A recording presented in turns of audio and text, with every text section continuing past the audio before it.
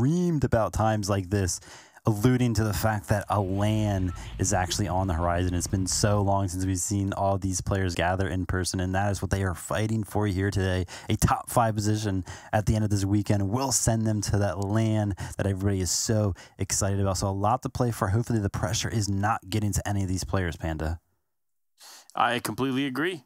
I really hope that they are on their toes here, because this is a huge opportunity for the community. One of the biggest gaming festivals we've had in years being able to take place as a result of this event. Listen, you don't want to miss it for sure. And I think that's why we're going to see these players really turn it up. Maybe some of the players who haven't quite climbed the leaderboard like they expected, they're going to be turning it up here in the second half of all of this, because you got quite a few games still left in the making and quite a few more opportunities to climb this leaderboard. You know what's interesting, Panda, is that I just started to think about it, and we haven't actually got to see any of those heel-offs that we saw happen yesterday in game number 3, where Nude Noah kind of made his rise up the leaderboard with that second place that he made, just hiding out in the storm, right? So it's a little bit of a different tactic that we haven't seen replicated at all. That it is. But looking at the way that this is going to play out, we got Maggie there in the distance for the tank. That's an early pickup here for Maggie and Niacin. That's what you love to see, folks. Focus on the tanks. Focus on the vehicles. And if you don't have one of those things, grab yourself an anvil launcher like you see with the mixer here. That's the easiest way to pick up some of these vehicles. And there we go. I was just talking about Nude Noah and his presence yesterday with that heal up. His Lecce puts down some nice shots and actually gets that elimination. But Aztok Noah's duo does lay down some scary shots on the Swilliam there. That double dink, double 44 damage right to the head. Kind of puts a halt on that aggression that Lecce was thinking about displaying. So Aztok does create some distance on the back foot of those shots, and he's probably going to be okay to kind of just run away here and gather up some loot. But playing this out as a solo, not necessarily the ideal situation, but nonetheless a situation that is still present, as Lecce actually goes against what I was saying, puts himself up on that high ground, is going to be looking down at that player. Got to be very, very careful. Aztok does as we tune in over to Seti and Camu, find themselves in one of these ideal situations that you were just talking about in a tank over at Condo Canyon, causing a bunch of destruction. You know, listen, the Become Legend stars in Seti and Cammy, they're putting in some work, to say the least, and this is the best way to do it. If you know players are going to be in your region, you need to grab these vehicles and take full advantage, because you see the way that it just wipes through these buildings. You put yourself at a disadvantage if you don't have one. So smart on them to be able to pick that up, but also smart on Bad, Sniper, and DKS doing the same thing, picking up the tank. But Lecce picking up another elimination. Does look like Noah and co are going to be out of this game. It may be time for them to switch back to the heal off. Yeah, I mean, it was a good strategy, right? But that second place with no eliminations at the end of the day is only 28 points, right? And we've seen, honestly, a lot of these swings on the leaderboards occur because of the elimination. So even though it did work out, right, and you're like, oh man, they got a second place, that's so good. At the end of the day, some of these duos that are surviving to this end game, they just get so many opportunities to pick up eliminations that doing those heal-offs is something that they were like, hey, listen, that worked out great. We did get a second place, but I don't think we can do that anymore because of the straight-up lack of points that you get because of the lack of eliminations. Yeah, I mean, it's kind of a catch-22, right? You find yourself getting great placement, but with no eliminations. Maybe you don't climb up the leaderboard quite as much as you would need to, right? However, going down early is not it either. So maybe they can find a way to successfully engage with Lecce and Swilliam, potentially get those eliminations, and then play for the heal off. I think a balance between the two of those things definitely could work out in their favor, but we're not quite there yet to say which team might be able to walk away with it, which strategy might be able to take it all. But honestly, the most successful strategy we've seen so far, grab yourself a tank and get some shots in. But for Vidil and O'Reilly, they're playing a little different. They know that they have a huge advantage there with that mythic SMG, and they're looking to use it if these players approach. Oh no, not again. Here we go. Blast and Gearwall finding themselves in a situation. See Noah, Riley, and Vidil in this, literally this exact same situation. Backs up against the wall, inside of the vault. They kind of use these C4s to maybe deter the players, and the players are potentially maybe backing up. But they do know that they have them trapped, so they are just running around, picking up some extra loot, maybe preparing to make sure that they have all the available things. As some nades go in, Noah Riley looking like he's trapped in the corner with those nades. No, they're not going to be quite reaching him. One actually does, but only does 50 damage, Panda. Not a lot. Not a lot, especially in the grand scheme of things, considering all the heals that are in that. And sure enough, Kira takes a little bit too much of a position there and ultimately gets punished by Noah Riley and Vidil. This team is not a team to mess with when it comes to aim, because Noah Riley does not play. That man does not miss. Yeah, I mean, you know, we say it time and time again, Noah Riley and Vidil, some of the most aggressive players on the EU region, and they're good at it, you know, and the reason that they're good at it is because they're just so mechanically gifted. And part of mechanics, you know, some people usually think about, oh, mechanics are building and everything like that, but like, no, when you are aggressive, you need to have, yes, those building mechanics. You got to be able to back it up with that very solid aim. You got to be able to create opportunities and then follow it up with some good shots, and that's why Vidil and Noah are so good, because they do have that aim. As Hero actually finds some more nades, and he's looking to hopefully get one to bounce in towards both of those players, but no, Noah Riley and Vidil tucked away in a really good spot. It's hard to get an angle with those nades on. So again, kind of just finding themselves in this little bit of a standoff. Yeah, I mean, when you put yourself here in the shoes of Noah Riley and Vidil, obviously they have a bit of an escape there with the porta potty, but that loot is valuable, and I think they realize that, so they continue to go for it. But with Blaster and co just not willing to back off, it's going to be a tough few games here going into the rest of this, because they're going to continue to run into this wall, so to speak, of rotating if they keep holding them in the vault. Yeah, and I like how you mentioned that porta potty is kind of in their back pockets, right? But taking that porta potty is not ideal, because you have no idea who is waiting on the other side of that little bit of a tunnel that ends up getting created. And if we're looking at that west side of the map, before on top of Cavern, there are a lot of players, so definitely a lot of potential for those players to be waiting up there for those players to come out of that porta potty. Yeah, and they are waiting patiently. You know, listen, that's the disadvantage of the porta potty, right? You don't know who's on the other end. So even if you do use that as an escape, so to speak, there's still somebody that could be potentially waiting there to ultimately take you out. But speaking of people taking other players out, it's a Mixer trying to take out Magically here. Two players that we continually see make it to the end game. The Mixer actually going to take away the vehicle here from Magically. Magically does a good job of not only healing up and putting out the fire around him. Really, really smart play on his part. But they said, you know what? No, we still need to try and make something happen. Unfortunately, his teammate picks him up with the Battle Blast and is now just trying to slip away, but not without accepting some punishment from Vanille here, as he just continues to apply that pressure towards these players. Close one there. You know, that's one of those things. Magically gets a little bit too comfortable, because, you know, one player is in the truck and the other one is in the battle bus. It's a little bit safer to be in the truck rather than on top of the battle bus, because you are exposed when you are on top of it. He was a little bit separated from his duo, so the truck does go down very, very quickly. And when you don't have a duo in the truck with you, you don't really have somebody to use a repair torch if you have one. So the trucks, you know, they can be destroyed very, very quickly. So these players got to be reminded of that sometimes. And unfortunately for Magically, it does get that very quick reminder. But the Battle Bus comes in, picks him up for a second time this game, and carries him to safety. Uh-oh, here we go. Here it is. The game plan we've been talking about for 2 days. Use that anvil launcher, man. Take out these tanks, and sure enough, Nako and Dan, they're going to try to do it here, as these players in the distance are just trying to rotate away with their vehicles.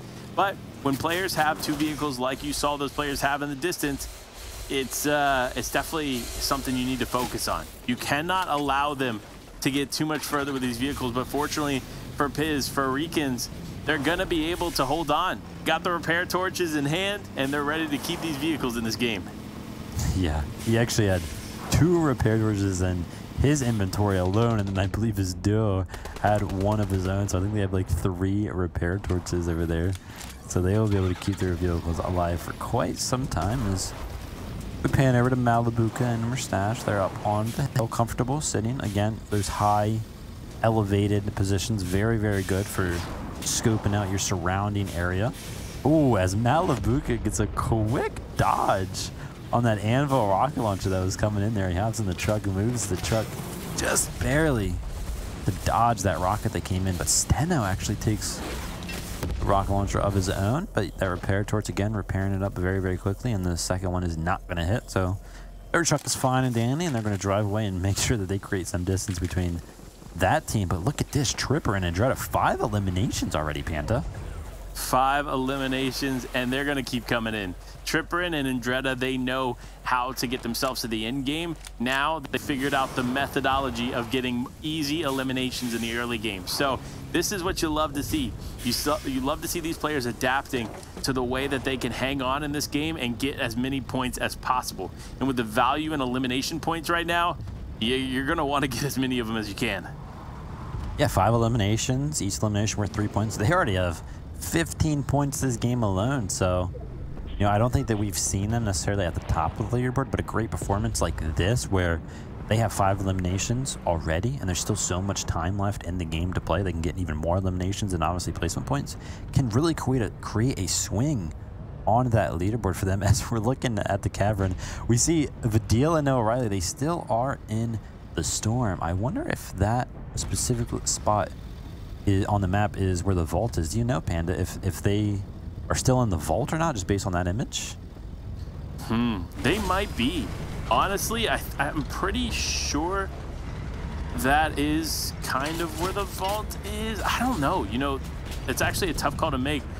But speaking of tough calls here, Mustache, Malibuca, do they want to come over this hill? Nope. They see that rocket flying by their face. They're like, nah, we're good, fam. We're just going to hang out here for a moment. We do not want any of that. But speaking of teams that do want some of that, it's DKS getting some nice eliminations there in the feed. Yeah, and Nikov and Andalex taking some of these tank shots over at Malibuca and Mustache, but they're comfortable, right? They're going down the hill, so they got a lot of momentum in that truck. Pretty speedy, as we see again that typical strategy coming out where you kind of just rotate through and you're going to take some inevitable shots and you just kind of repair towards them up. But yeah, interesting situation for Vidil and O'Reilly off in the storm, like I mentioned. I think that they'd probably still be waiting in that vault, right? Because they don't know if the players outside have left, and as soon as they walk out, they could just instantly have their game ended. So that wouldn't be too ideal. But over at the log jam is where we're actually going to see this game end. And look, log jam, a lot of this is made out of wood. So if we see one of these vehicles blow up, we know that it likes to just light everything on fire, right? So a lot of this being wood could mean that we see a lot of this just burn down, and that would not be good for some of these players who decide to hide out inside. Yeah, I mean, hiding out, probably the play here until, let me be clear, a vehicle starts running through.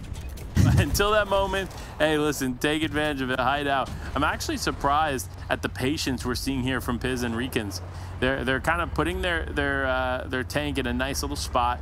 They're watching everything going on close by. But honestly, if they started shooting from that turret, I don't think there's too many people that could really contest them because they had so much coverage around them that it would be tough to get any shots through. I love this spot. Look at this. Oh, yeah. Malibuca and Mustache, very sneaky position here. They do actually expose themselves because Xerox, the duo below them, who is in the truck, they do make their presence known by going for that elimination. Doesn't actually end up working out for them. But at the end of the day, that duo is no longer below them. And look at that, Mustache. I had worries about, you know, these wood structures being burnt down, and Mustache is like, don't worry about it, man. I have a chug splash. I'm just going to put the fire out. And that's such a high IQ play, right? Obviously, listen, if I do say so myself, Panda and Vivid, would obviously be in the same spot, right? We would find a good hiding spot, of course. But looking at the way that that played out for them, not only did they find a great spot, they used a chug splash to put out the fire when they were already in an existing wood build. These are high IQ plays from some of the highest IQ players in all of EU. So you love to see it, but unfortunately for Swilliam, you don't love to see that.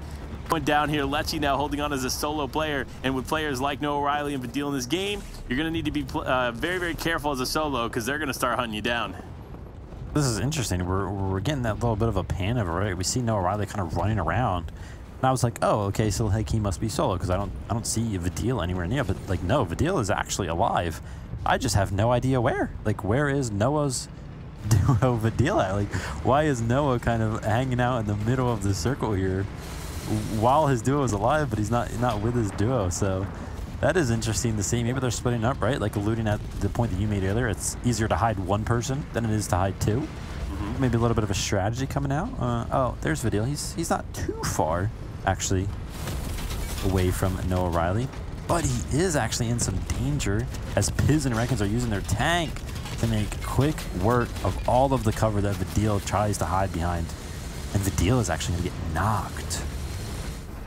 Yeah, they did a good job of escaping that. You actually saw Andalex and Nico, and Nikov, I should say, actually save Vidil here. Vidil still knocked, not necessarily fully out of the game yet. It's going to be tough, obviously, for Noah Riley to get him back. However, that would have been a full elimination if those shots didn't start raining in from the distance and force Piz and Reekins to just truly push away. Yeah, and now Piz and Reekins are finding themselves in this situation where they've kind of just been rolling through the middle of the zone with their tank, laying down all of this fire, but it's just like a, hey, like, we're in the middle of the zone. We're making all of this chaos. You could be next. So all of these players in the lobby are just like, no, we have to take them out. And Andalux and Nikov playing a big part of that, using the tank of their own to take out Piz's tank. And now Andalex and Nikov are finding themselves in a very beneficial situation because I don't actually see any other tanks on the map, so they might be the only remaining one, as we do see DKS go down. But now before he gets 4 eliminations, and Bad Sniper is left as a solo who finds himself sitting in a truck next to Malabuka. Whoa, that was so smart, Panda. What did we just watch? Man, Malabuka was like, he doesn't know I'm here. He doesn't know I'm here. And then just unleashes pain from that SMG, immediately taking him out. Bad Sniper. That is a tough situation to find yourself in. But speaking of tough, man, looks like Merstash has gone down as well. It looks like it says DKS. Maybe that was a DKS connected a shot there in the final moments. I don't know. But regardless, these players are still in it. Malabuka actually in it and still getting eliminations, and not only in the game, but also in the truck there with an opposing player. He needs to be careful, though, because all it takes is that player deciding to take some shots, and he's going back to the lobby.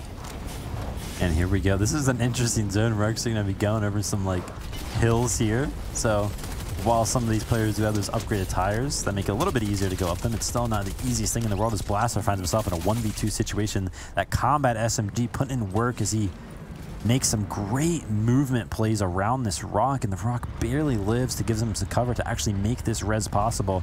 Though awesome to see. And yeah, like I mentioned earlier, Andalex and Nikov left as the only tank in this lobby. Not a lot of vehicles. I don't think there's really any. Actually, there's one right here next to Stena, but they are actually opting to be in it.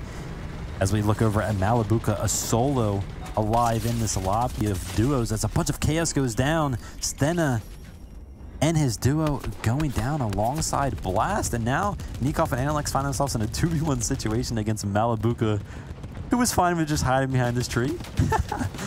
Uh-oh. Wait.